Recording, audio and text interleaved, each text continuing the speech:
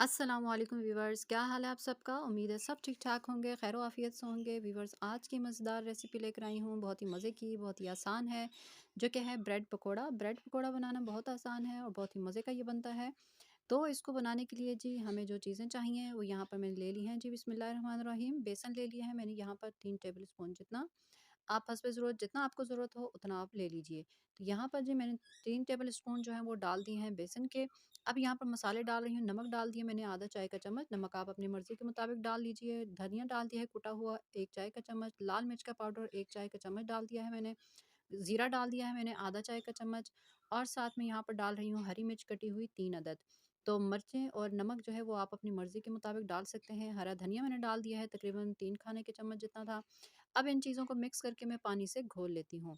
तो ये चीज़ें घोल के अच्छे से आप इसको 10 मिनट के लिए रेस्ट दे दीजिए, तो ये बहुत ही अच्छे से सेट हो जाएगा। तो अब यहाँ पर देखिए जी मैं थोड़ा-थोड़ा पानी डालकर इसको मैं घोल रही हूँ। थिक सा बैटर जो है वो तैयार कर लेंगे यहाँ पर घोलकर। बहुत ही ज़्यादा थिन नहीं होना चाहिए, बहुत ज़्यादा पतला जो है वो बैटर नहीं होना चाहिए, थोड़ा-सा गाढ़ा होना चाहिए ताकि जो ब्रेड के ऊपर ठहर सके। तो यहाँ पर देखिए जी थोड़ा-थोड़ा पानी डालकर जो है वो मैंने इसको घोल लिया है अच्छे से। तो अच्छे से घोल लीजिए ताकि कोई लम्स वगैरह जो है वो इसमें बाकी ना रहें। तो अब यहाँ पर आपकी मर्ज़ी है, आप चाहें तो इसी तरह से ब्रेड को डिप करके फ्राई कर लीजिए और चाहें तो आप इसमें सब्जियाँ ऐड कर लीजिए। तो मैं यहाँ पर डाल रही हूँ जी प्याज़ और आलू, मीडियम साइज़ का मेरे पास चॉप कर लिया मैंने, और इसी तरह मीडियम साइज़ की प्याज मैंने चॉप कर ली है। तो अब इन दोनों चीज़ों को मैं मिक्स करके यहाँ पर देख ली इसकी कंसिस्टेंसी जो है वो थोड़ी-सी गाढ़ी है। पर यहाँ पर मैं थोड़ी देर छोड़ूँगी तो सब्जियों का पानी जो है वो निकल कर ये थोड़ा पतला हो जाएगा बैटर, और अगर आपका फिर भी ये गाढ़ा रहे तो आप थोड़ा-सा पानी डालकर मज़ीद थोड़ा-सा पतला कर दीजिए जिससे कि वो ब्रेड के ऊपर ठहर सके। अब यहाँ पर जी मैंने ब्रेड ले ली हैं। अब आपकी मर्ज़ी है, चाहे तो आप इसके किनारे जो हैं वो आप कट करें या ना करें, और जो भी शेप आपको पसंद हो वो आप कर लीजिए। तो मैंने ट्रायंगल काट लिए हैं और कुछ मैं बॉक्स टाइप काट लूँगी। यहाँ पर देखिए कुछ के मैं किनारे काट रही हूँ और कुछ के मैंने बिना किनारे काटे हुए भी इस तरह में पीसेस कट कर लिए हैं। तो अब यहाँ पर ये जो किनारे काटे हैं आपने इनको ज़ाया मत कीजिए, आप इनको ब्रेड क्रम्स बना सकते हैं। इनको छोड़ दीजिए खुले बर्तन में डालकर, ये खुश्क हो जाएँगे और उसके बाद इसको आप चॉपर में डालकर पीस लीजिए, तो ये ब्रेड क्रम्ब तैयार हो जाएँगे। तो यहाँ पर देखें 2 शेप मैंने डाल दी हैं।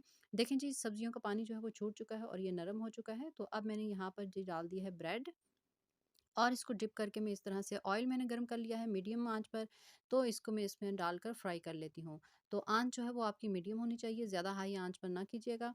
तो बस मीडियम आंच पर रखते हुए इसे 3 से 4 मिनट के लिए कुक कर लेंगे, फ्राई कर लेंगे, ताकि जो हमने सब्जियां डाली हैं वो सब्जियां जो हैं वो कुक हो जाएं। अगर आपने सब्जियां ना डालनी हो तो फिर है कि 3 से 4 मिनट में ये तैयार हो जाएंगे, और अगर सब्जियां डाली हैं तो 5 मिनट तकरीबन लग सकते हैं इसको फ्राई होते हुए। तो बस दोनों साइड से पलटाते हुए इसको जो है वो फ्राई कर लेंगे गोल्डन ब्राउन कलर आने तक। तो गोल्डन ब्राउन कलर आ जाए तो बस इसको निकाल लें। तो देखिए जी ज़बरदस्त सा कलर जो चाहिए था मुझे वो आ चुका है।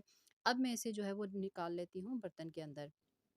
तो अच्छे से जो है वो ऑयल आप निचोड़ लीजिए इसका किसी छन्नी में डालकर। तो देखिए जी मज़ेदार से हमारा ब्रेड पकोड़ा जो है वो बनकर तैयार हो चुका है। बहुत ही आसान और बहुत ही फटाफट बनने वाले ये पकोड़े हैं।